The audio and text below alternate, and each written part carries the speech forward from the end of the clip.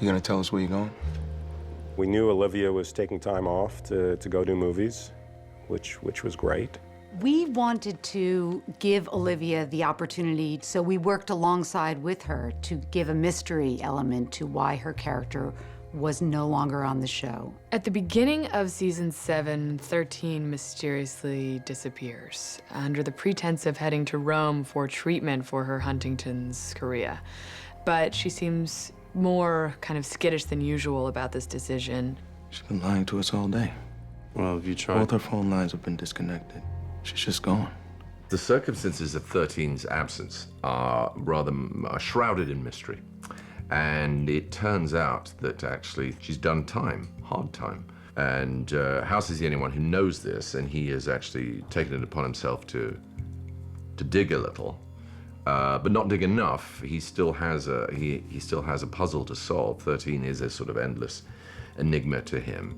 House picks her up and they go on this epic road trip, during which he prods her for information. I know that you pled down to excessive prescribing. My question was, what did you do?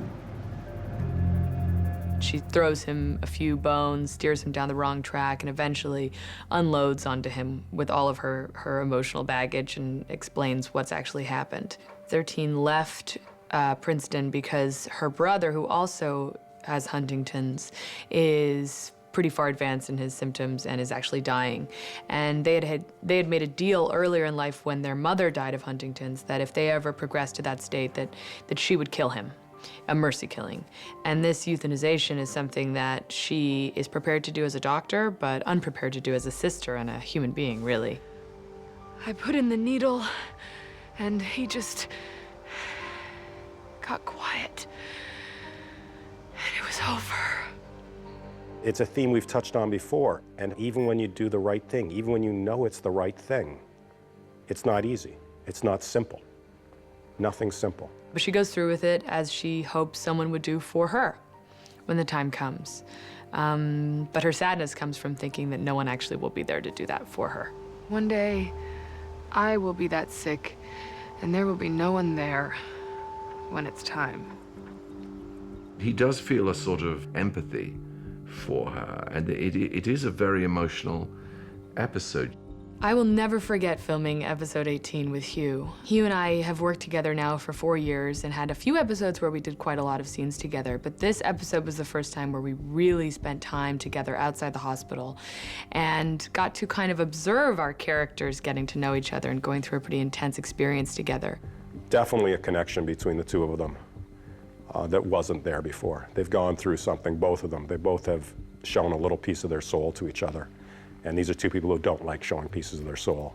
He is a lonely man, she is a lonely woman, and I think they have a sort of kinship in that regard. We see, I think for the first time, a real crack in 13's shell, which was really fun for me to explore. House is her only way back into the medical field.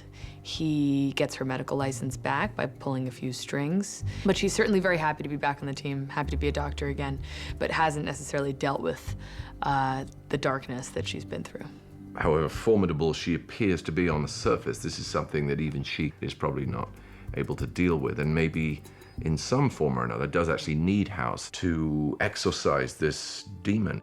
There is a moment at the end of episode 18 that I think is the most romantic moment I've ever seen, where House says to 13, I'll kill you when the time comes if you want me to. And I think it's more beautiful than saying, I love you. I think it's an extraordinary moment. And our writers do that consistently. She'd been away for quite some time, so, you know, I didn't know if it was going to take her a while to sort of get back into the rhythm of things. But Olivia was absolutely fantastic in it. I mean, really amazing to watch.